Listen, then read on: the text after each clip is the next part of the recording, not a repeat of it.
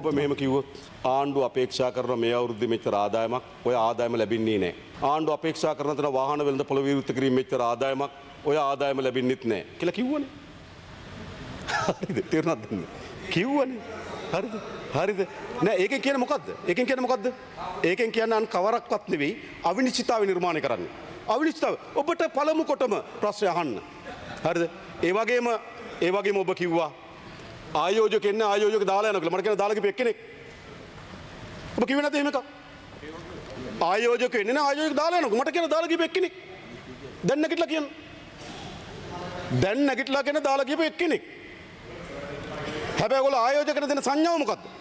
ලංකාවට ආයෝජක එන්න එපා. ඉන්න අයත් දාලා යනවා. මට කියන්න එකක්. දැන් නැගිටලා කියන මෙන්න මේක ගියා කියලා. ඉක්මනට කියන්න. නෑ අස්ථාවරත්වය නිර්මාණය කරන්න මොකක්ද? ඉතින් අජිත් පීපරගෙන් අහන්න අදානි ඉන්න ඕනද යන්න ඕනද කියලා. ඔබතුමාගේ ප්‍රෙස් එක මම බැලුවා. 8යි 2යි 6ට අදානි ඉන්න බෑ. තරඟකාරී ක්‍රමවේදයට අපේ සම්පත් සඳහා අනිවාර්යයෙන්ම අපි තරඟ කරලා හරි මිලකට තරංකාරී මිලකට සුළං සහ සූර්ය විදුලි ලබා ගත යුතුයි. ඒක නැසකයක් නෑ. 8යි 26යි අදානිය ඕනේ නෑ. හැබැයි 5ට විතර දෙනවා නම් තරංකාරී මිලට එනවා නම් ගැටලුවක් නෑ. හරි අන්න ඒ සඳහා අපි අවශ්‍ය තරංකාරී ක්‍රමවේදය හදාගමු. ඒක තමයි හදන ක්‍රමය. ඒක තමයි අපි දින ස්ථාවරේ. ඕක තමයි ස්ථාවරේ. ඕක තමයි ස්ථාවරේ. හර්ෂ. ඕක තමයි ස්ථාවරේ. නෑ මතක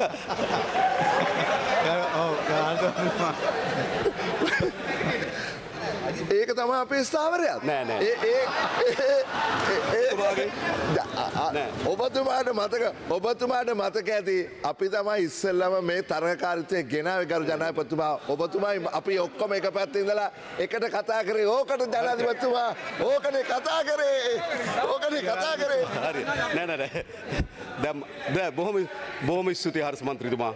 හැබැයි ඔබතුමාට අදානි සමාගමෙන් නිවේදනය ආපු හැටි පොඩි කලබල වීමක් වුණා එහෙනම්.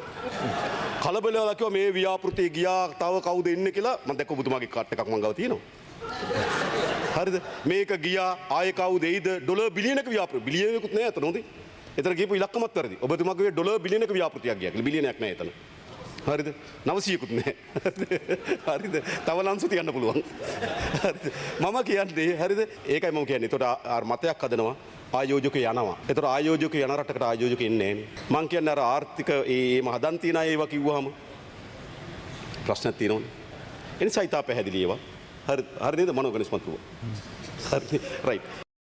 රටේ තොටේ සිදුවන උණුසුම් පුවත් දැන ගැනීමට අභිමානී ව්ලොග්ස් YouTube channel එක අදම subscribe කරන්න. බොහොම ස්තුතියි.